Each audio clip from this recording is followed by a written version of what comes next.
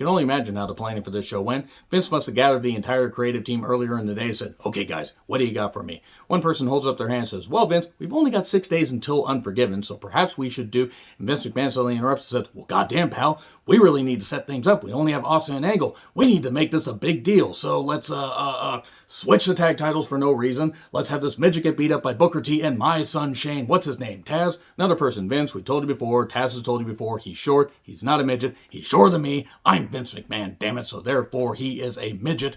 And well, we don't want to have The Rock have a night off because he's going to face off against Booker T and my son Shane in a handicap match. So let's have him take on Test and Stephanie McMahon. Vince, we did that last week. I know, but this time we're going to have my daughter, Stephanie McMahon, pin The Rock, and that's how you draw interest for the WCW Championship picture, right? Right? Okay, what do we do about Saturn and Raven? I don't know, tie Moppy to a log and throw her in a wood chipper and everything, and then have them face off over a broken mop on pay-per-view. Sure, why the hell not? I don't care. Go do this! By the way, that was probably an hour before the show, which explains the frenetic pace and also the messiness of this whole thing. I'm Charles Renton with the Retro Review, WWE Raw for September 17, 2001. Steamrollering towards Unforgiven 2001. We're about 2 months away from being done with this whole fiasco that was the invasion angle, even with some entertaining moments. They were in Nashville, Tennessee, a mere 6 days after the tragic events of 9/11, and a mere 4 days after the very patriotic episode of, the post 9/11 SmackDown that featured the very questionable comments of Stephanie McMahon. You can check out my retro review of that if you want. Patriotic intro with loud USA chants. They got the booming pyro and everything back, so okay, that was nice. And we have Kanan and Undertaker against the Dudleys. WWE tag title match. Nice pace, good tag work. Bubba brings a table out and puts it out at ringside. The crowd keeps chanting, we want tables. Technically, you have them. They are right there. And if you don't have a table at your house, then you probably need to plan your furniture purchases a little better. So then they go their separate ways, proving they're fans of, the great band Journey. Then we get a ref bump. Kanan comes out, along with Steven Richards, his high time on Kane through the table. 3D for the 3D on The Undertaker, new tag champs.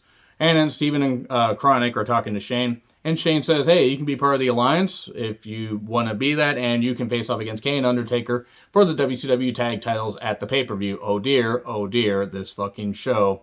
Oh no, I remember that match, and it was terrible. So then Lance is talking about the way the Hardys are immorally dressed, and it's just funny.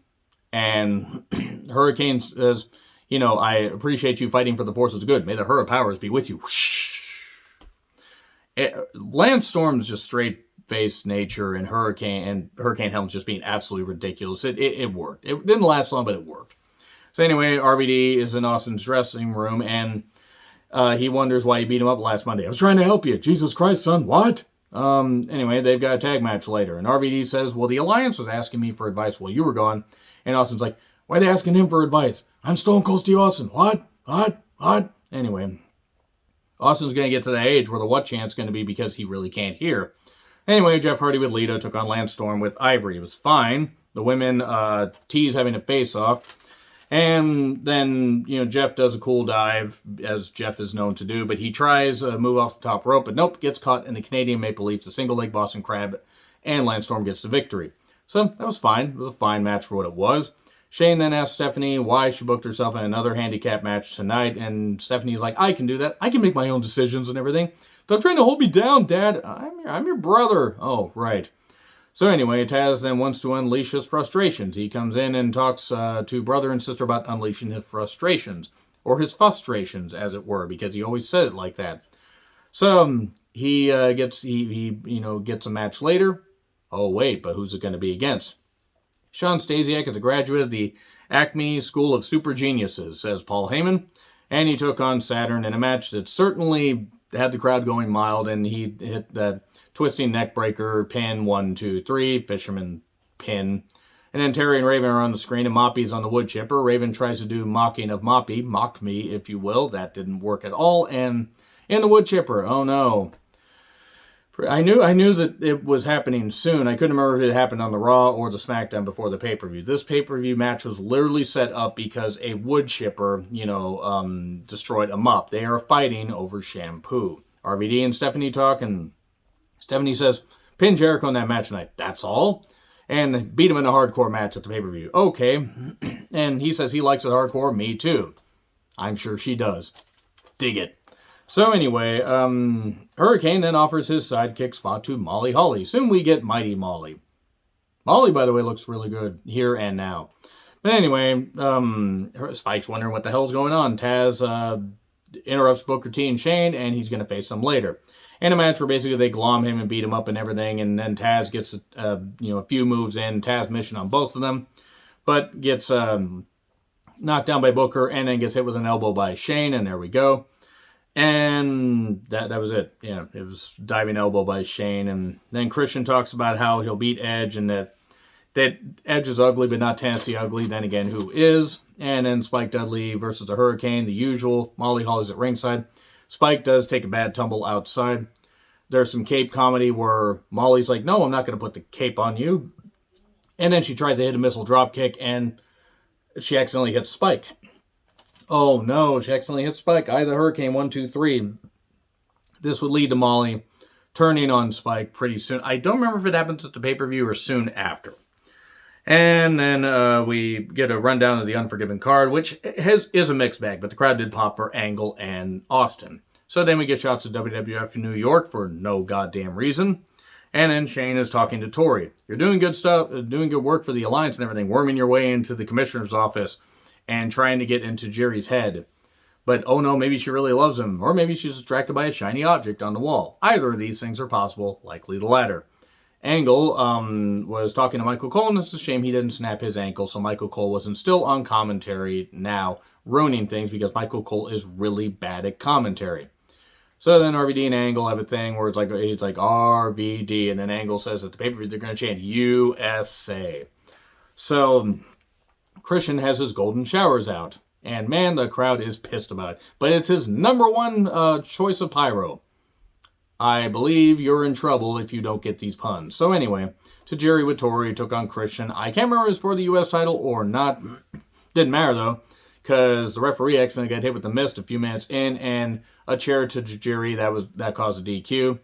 And then Edge rushes through the crowd. Eventually, his hair weighed him down, and he attacked from behind. That leads to the match that will happen at Unforgiven. So then Tajiri was being gored during the break, and Rhino gets a U.S. title shot because fucking reasons. It was also a WCW title, so Shane McMahon can do that. Tess and Stephanie took on The Rock, and Stephanie did get involved, gripping Dwayne's Rock Hard Johnson, and it was a mess. Nick Patrick kept showing favoritism, so he got laid out. Booker and Shane show up. It's a 3-on-1 glomming of Dwayne's Rock Hard Johnson. Booker in on The Rock, and they call Stephanie over, and she pins him. Yes, a leather-clad Stephanie McMahon tops Dwayne 1, 2, 3. There you go.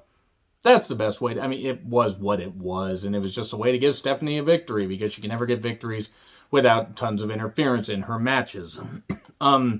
It took 3 men and 1 woman to take down The Rock. If that isn't fan fiction being ready to be written, I don't know what is. RVD mocks Austin before their match and everything. He's knocking and everything. Yeah, I know it's locked. I locked it. Go away. I'll see you out there. And then he does another knock or whatever. And then Austin's like, what? RVD's like, see you out there. And then Angle gets a big pop. It's Austin and RVD versus Jericho and Angle. Big fight feel. Good pace. Very good TV main event. Hot tag to Angle. Of course, we get a ref bump because, of course, we fucking do. 4 is the invasion angle. Ref bump the musical. Ankle lock on Austin. RVD stops that. Ring bell to Jericho, but then Earl comes to and stops Austin from using it on Angle.